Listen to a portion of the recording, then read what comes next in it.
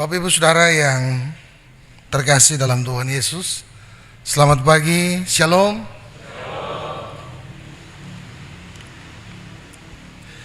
Berbicara soal bertobat, itu berarti ada dua hal yang menarik, yang penting untuk menjadi bahan perenungan kita di saat ini: berubah dan berbuah.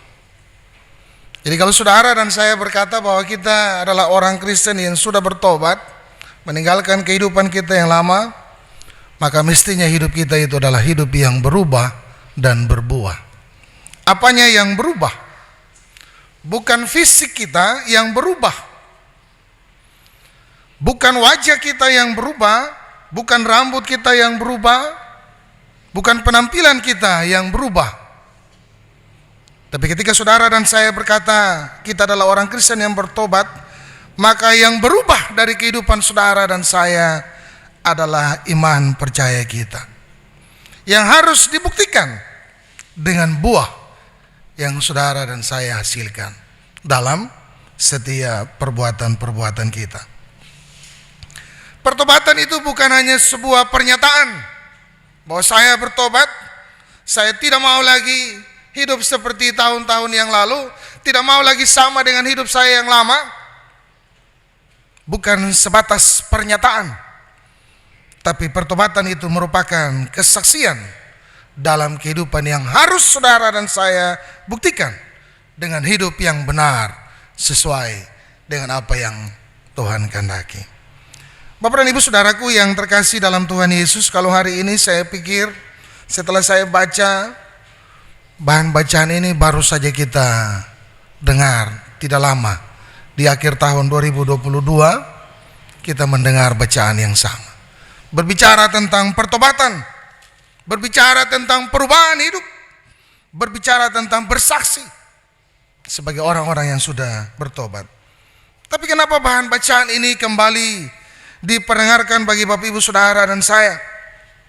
Ada hal yang menarik yang mau disampaikan bagi kehidupan Bapak Ibu Saudara dan saya ketika kita mengawali tahun yang baru, tahun 2023, dengan duduk bersama menghayati makna dari makan dan minum di meja Tuhan. Bapak dan Ibu Saudara yang terkasih dalam Tuhan Yesus, Yohanes berkata dalam bagian bacaan ini, kalau disederhanakan, berilah dirimu dibaptis dan bertobat supaya kita mendapatkan keselamatan. Intinya di situ.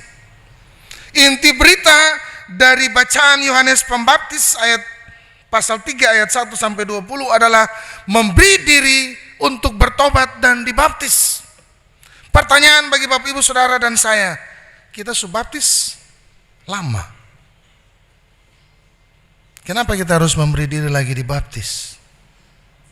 Yang dimaksud oleh Yohanes dalam bahagian bacaan firman Tuhan saat ini adalah bagaimana kita memberikan diri untuk dikuasai oleh Allah. Bagaimana kita dikuasai oleh Allah? Firman yang kita bilang adalah penuntun, yang kita bilang sebagai suluh dan terang, itu yang harus menguasai seluruh kehidupan kita. Bapak dan Ibu Saudara yang terkasih dalam Tuhan Yesus, kadang orang salah mengartikan kita menguasai firman atau kita dikuasai firman. Kalau kita menguasai firman, maka bisa saja kita berspekulasi, bisa saja kita manipulasi, karena kita menguasai firman. Mungkin masih ingat ada cerita yang saya bagi untuk kita. Karena saya menguasai firman, saya mau sesuatu dari orang lain, maka saya akan bilang dengan firman itu, hai saudaraku, kasihilah sesamamu seperti dirimu sendiri. Karena orang lawan bicara saya juga orang yang menguasai firman, apa jawabnya? Kalau ada orang yang bilang begitu untuk Bapak dan Ibu, kasihilah saudaramu seperti dirimu sendiri. Apa yang Bapak Ibu jawab? Yang kita jawab pasti kalau kita menguasai firman, kita akan katakan jangan mengingini milik sesamamu. Tapi kalau hidup kita dikuasai oleh firman, itu beda. Hidup yang dikuasai oleh firman, segala sesuatu yang kita lakukan, baik dengan perkataan maupun dengan perbuatan, tanya Tuhan berkenan atau tidak. Segala sesuatu yang kita lakukan dalam kehidupan kita dituntun dan dipimpin oleh firman Allah. Jadi kalau kita baca dan kita dengar, kita renungkan firman itu, Ezra bilang, lakukan dulu, baru ajarkan untuk orang lain. Nah, itu ciri orang yang sudah berubah. Bukan dengan kata-kata yang keluar dari bibir mulutnya, tapi nampak dalam seluruh perbuatan hidupnya. Sebab orang yang bertobat itu adalah orang yang sudah berubah dan orang yang berbuah. Jadi kalau hidup kita tidak berbuah, ada konsekuensi, ada risiko yang harus kita terima. Di bagian bacaan ini, alat penampi sudah ada di tangan Tuhan. Maka sebenarnya maksud dari Yohanes Pembaptis mau mengingatkan kehidupan Bapak Ibu Saudara dan saya, setiap gunung dan bukit harus diratakan. Setiap lembah harus ditutup. Setiap yang berlekuk-lekuk harus diluruskan. Bapak dan Ibu, apa artinya? Artinya kehidupan Bapak Ibu Saudara dan saya tidak boleh sama dengan gunung yang tinggi, tetapi hidup kita harus adalah hidup yang merendahkan diri. Oleh sebab itu ketika para prajurit, para pemungut cukai datang kepada Yohanes Pembaptis, apa katanya? Jikalau kamu punya pakaian, bagi. Kalau kamu punya makanan, bagi. Kalau kamu punya gaji, cukupkan dirimu dengan apa yang ada padamu.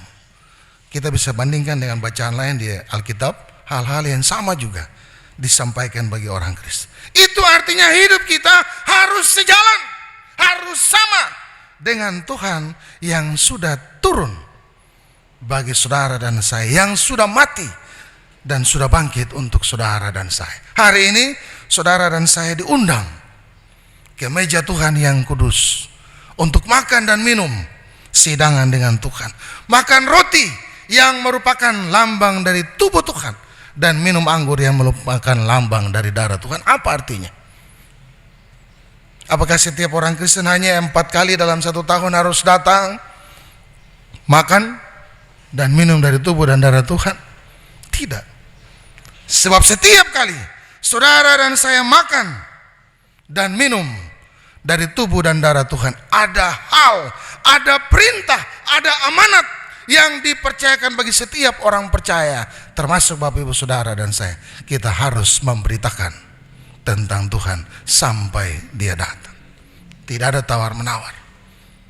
Bapak dan Ibu Saudaraku yang terkasih dalam Tuhan Yesus, oleh sebab itu Yohanes Pembaptis mengingatkan saudara dan saya hari bahwa kasih dan setia Tuhan tidak pernah berkesudahan dalam kehidupan kita, selalu baru setiap pagi. Besar setia Tuhan. Amin.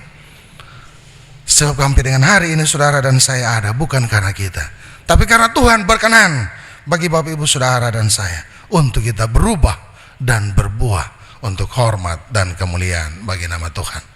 Tuhan Yesus yang punya firman ini memberkati kita dengan kebenaran firman-Nya. Amin.